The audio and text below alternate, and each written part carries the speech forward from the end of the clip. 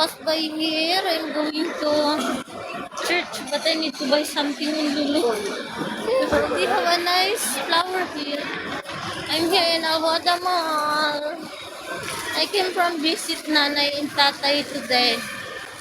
Before I go to that.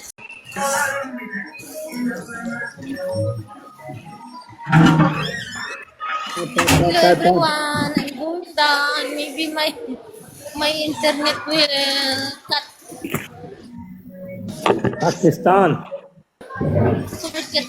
I need Lulu.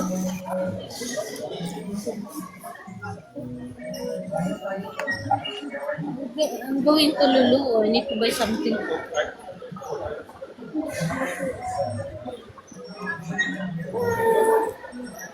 Happy weekend, everyone.